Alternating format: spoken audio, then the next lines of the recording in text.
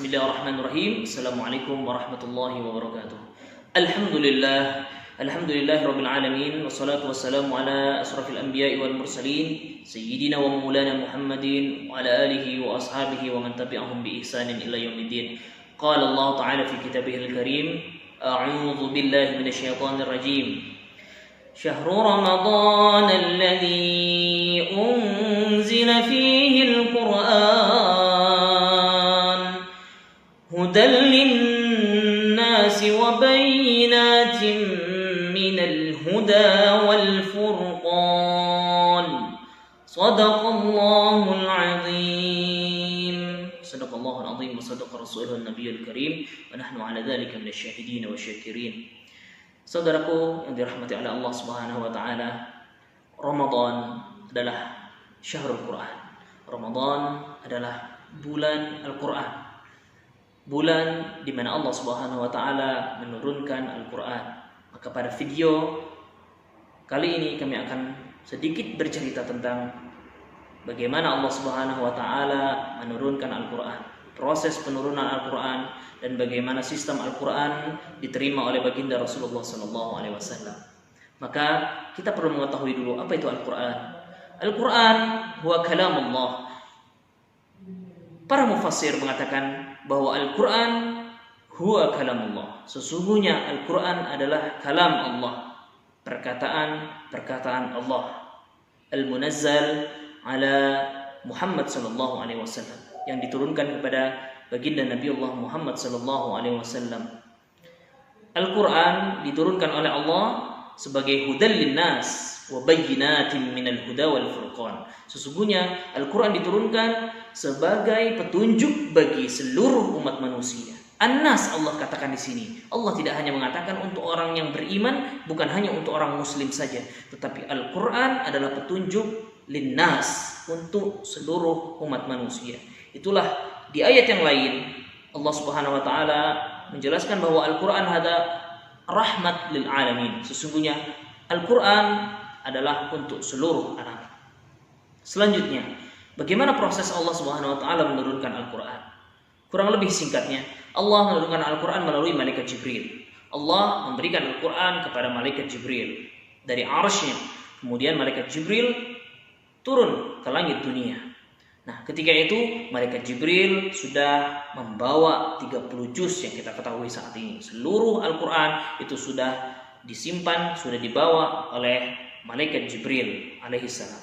Nah, bagaimana proses turunnya Al-Quran dari langit dunia, langit pertama, kepada Rasulullah SAW? Maka turunnya adalah dengan cara berangsur-angsur.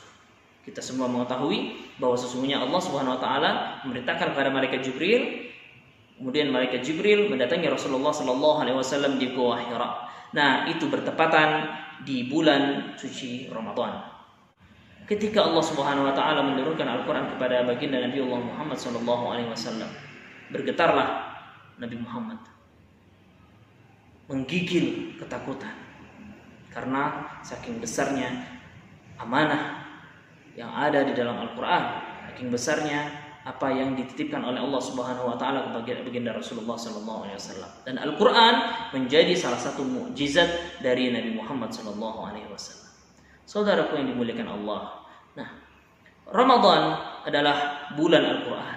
Maka tugas kita sebagai umatnya, mari kita memperbanyak untuk bertilawah di bulan Ramadan.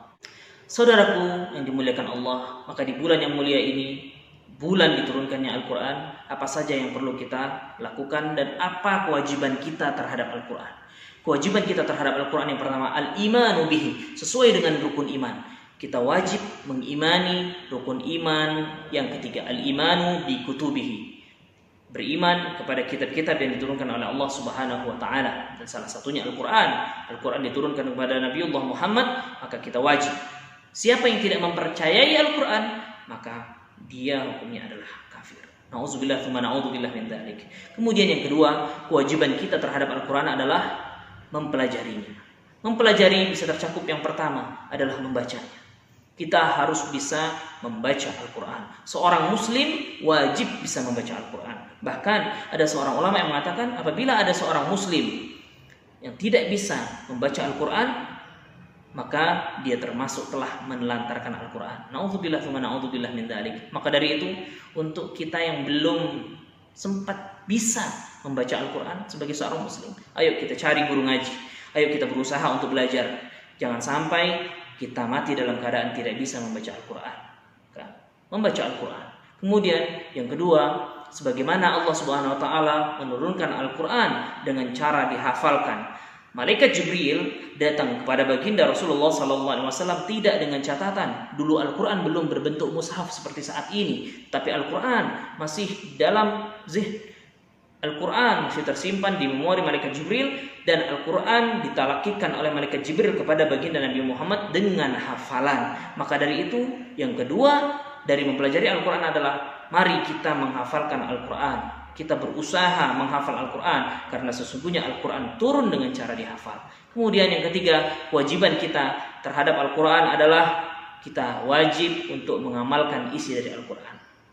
Kita bisa mengimani, kita bisa membaca, dan yang ketiga, kita juga harus bisa mengamalkan. Berusaha mengamalkan apa yang sudah Allah gariskan, Allah catatkan di dalam Al-Quran. Yang keempat, kewajiban kita terhadap Al-Quran adalah mendakwahkannya. Ta'lim. Rasulullah sallallahu alaihi wasallam bersabda, "Khairukum man ta'allama al-Qur'an wa 'allamah." Rasulullah bersabda, sebaik-baik kalian adalah yang mempelajari Al-Qur'an wa 'allamah, kemudian mengajarkannya. Maka dari itu, ayah, bunda, para orang tua, ayo jangan langsung serahkan anak kita kepada guru ngaji. Kita berusaha alif, ba, huruf hijaiyah kita yang mengajarkan. Lebih baik lagi kalau kita yang betul-betul mengajarkan mereka membaca Al-Quran, mengajarkan kita menghafal Al-Quran. Terkhusus di bulan ini, di bulan yang penuh dengan keberkahan, mari perbanyak Al-Quran. Imam Syafi'i itu khatam Al-Quran 3 hari sekali. Maka dari itu paling tidak kita berusaha, jangan sampai kita tidak satu kali pun khatam di bulan Ramadan ini. Banyakkan waktu kita untuk tilawah. Apalagi saat ini kita berada di pandemi COVID-19. Kita berada di wabah corona yang mengharuskan kita lebih banyak menetap di rumah. Kita stay at home.